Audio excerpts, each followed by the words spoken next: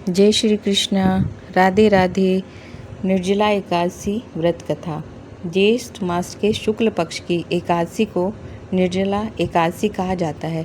इसे भीमसेनी एकादशी और पांडव एकादशी भी कहते हैं। मान्यता है कि इस एक व्रत को श्रद्धापूर्वक करने से वर्ष भर की सभी एकादशियों के व्रत का पुण्य प्राप्त होता है।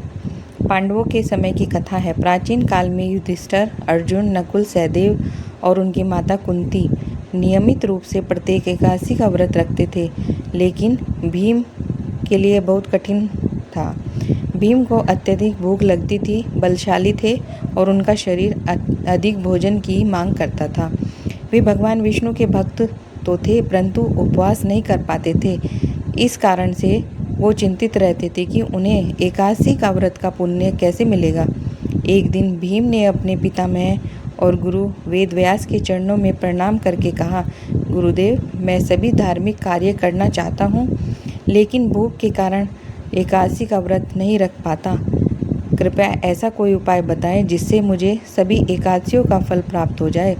वेदव्यास जी ने कुछ क्षण विचार किया और बोले, हे भीम, यदि तुम वर्ष भर की 24 एकादशियों का फल प्राप्त करना चाहते हो तो ज्येष्ठ शुक्ल पक्ष एकादशी के दिन निर्जला व्रत रखो। इस दिन अन्न ही नहीं, जल का भी त्याग करना होगा। यह सुनकर भीम चिंतित हो गए, क्योंकि उनके लिए जल के बिना रहना तो कठिन था। फिर भी उन्होंने गुरु की आज्ञा मान ली और भीम का कठोर व्रत निर्जला एकादशी आने पर भीम ने प्रातः स्नान करके भगवान विष्णु का ध्यान किया और संकल्प लिया कि पूरे दिन जल तक ग्रहण नहीं करेंगे। दिन चढ़ने के साथ गर्मी भी बढ़ने लगी, उन्हें प्यास और भूख सताने लगी, लेकिन वे भगवान का नाम जपते रहे। उन्होंने धैर्य नहीं छोड़ा, पूरी रात जागरण किया और भगवान विष्णु की पूजन करते रहे। द्वादशी के दिन सूर्योदय के बाद उन्होंने विधिपूर्वक पूजा की, ब्राह्मणों को दान दिया और फिर जल ग्रहण करके व्रत का पारण किया। भीम की भक्ति और दृढ़ संकल्प से भगवान विष्णु अत्यंत प्रसन्न हुए।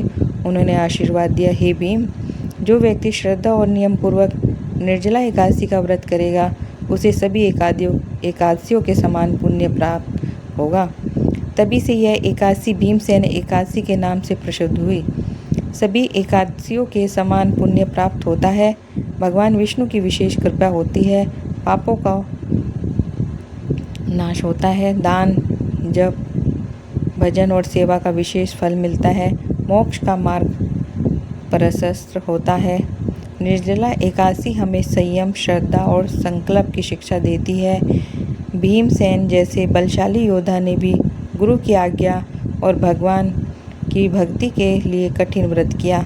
इसलिए यह व्रत केवल उपवास नहीं बल्कि आत्मसंयम और भगवान के प्रति समर्पण का प्रतीक माना जाता है। ओम नमः भगवते वासुदेवाय। हरि बोल।